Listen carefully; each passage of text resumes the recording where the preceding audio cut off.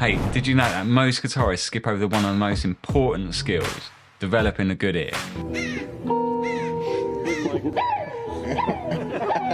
With YouTube around, it's so easy to rely on video tutorials for songs. And when I first started learning guitar 27 years ago, I had to rely on tabs. And honestly, the thought of learning songs by ear seemed impossible. I had no clue where to begin. But here's the good news. In today's video, I'm going to make it simple for you. I'll walk you through a 3-step guide that I have been using to teach my guitar students over the last 20 years. And don't worry, there's no boring exercises or advanced theory, we're just going to keep it fun and practical. Plus, as a bonus, I've got a free downloadable PDF for you. It includes the 3 steps, diagrams, and some hand-picked songs you can try out after you watch this video. Just click in the link in the description to grab it. So for the first step to figure out any song, all we need is the low E string. While the track is playing, we start on an open E string and we move up 1 fret at a time until we find a note that fits the chord progression perfectly. And this will be the key. Some notes are going to be obvious, they're going to just sound really bad.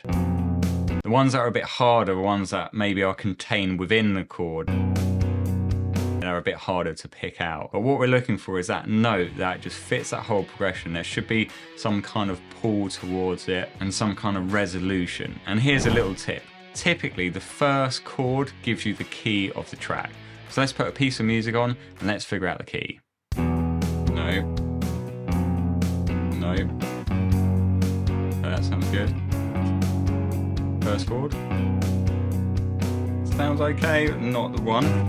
Definitely not. Definitely not. No. Oh, that sounds quite good. Bit of a pull there.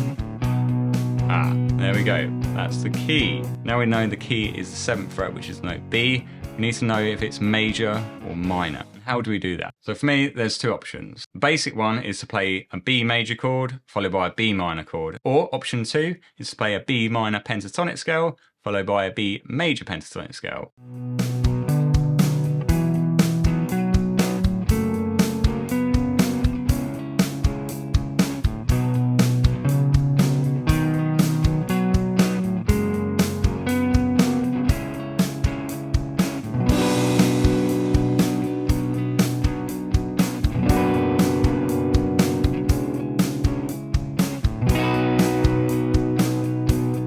I hope you're in agreement that we are in the key of B major. Now I'll explain exactly what to do if it was in a minor key later on. But then how do we know what chords are in that key? That's when we move on to step number 3. To figure out what chords are in the song, we need to learn a simple 3-part formula. And don't worry, this is really simple. Remember, all the diagrams and the 3 steps are in the description below for you to download.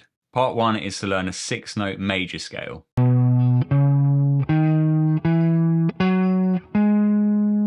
Part 2, we need to give each note a chord type, major or minor. Major, minor, minor, major, major, minor. Then for part 3, we then learn the relevant chord types, and these will be the chords that we would use to work out the song. So that means we'd have the following: B major, C sharp minor, D sharp minor, E major, F sharp major. And then finally, G sharp minor. Now before we jump into working out what the chords are, we have to know how many chords are in the progression, at what part of the bar they change. So let's play the piece and I'll count in real time. So there's the 1, 2, 3.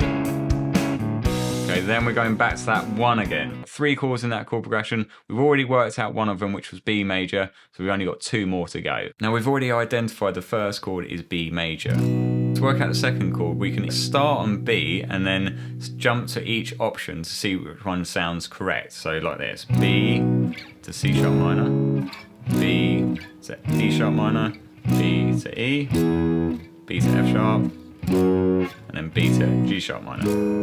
Now after doing this for a while, your ear will develop and you'll just be able to hear these chord changes. But I do have one other approach which will help with this. So what we're going to do, we're going to play the track and I want you to decide if the second chord sounds happy or sad.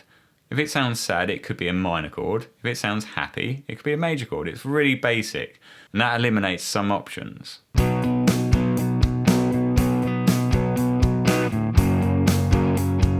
So to me that sounds happy. So now I've got less options to go to. B major, to E major or B major to F sharp major. It's one of those two. So I could just play it just to see which one sounds correct.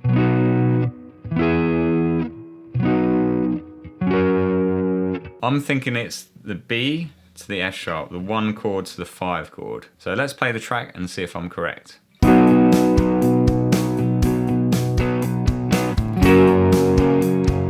Definitely think it's the 1 to the 5 chord. And now we do the same sort of thing for the 3rd chord. Is it happy or sad?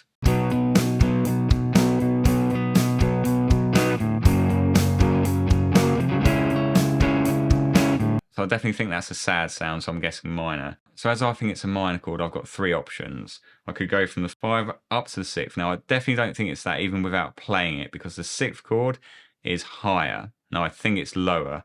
Or it'll be down to the 3, or it'll be a 5 down to a 2. Let's try the 5 down to the 3 chord and let's see if that's correct first. So I've got 1 chord, 5, okay, that's definitely not right. Let's try the 2 this time. 5, 2 minor, good. Now I know what you're thinking. What if we went back to step 2 and found out it was a minor chord and not a major chord? Will the scale shape and chords still be the same? Well, the answer is no. You do have to learn a different scale shape with different chords, and that's what we're going to get into next. But the good news is the process will still be the same. Let's have a look at the scale shape.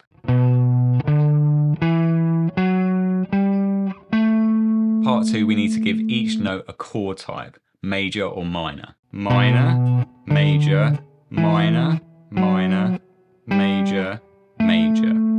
Then for part 3, we then learn the relevant chord types, and these will be the chords that we would use to work out the song. B minor, D major, E minor, F sharp minor, G major, and A major. Now we have the minor template, it's time to figure out the chords. So remember, we can go between chord 1 to chord 2, chord 1 to chord 3, etc. And also if the chord sounds sad or happy. Experiment with each method to figure out which one works for you. Now this doesn't always work, your ear can play tricks, and it's all really about experience and just keep on trying. As long as you're trying, your ear's always going to be developing. Now if you want the quickest way to train your ear and work out music, I would highly recommend a tool that enables you to slow music down to be able to loop it. And that's why I've done this video up here, where I break down the software that I use to transcribe all the music that you see on this channel. Without it, I would not be able to develop my ear the way it has. It's the quickest way, and go and click on that now, and I'll see you over there. Remember to discover, learn, and create something inspiring today. Do me a favor, click on the subscribe button. See you next time.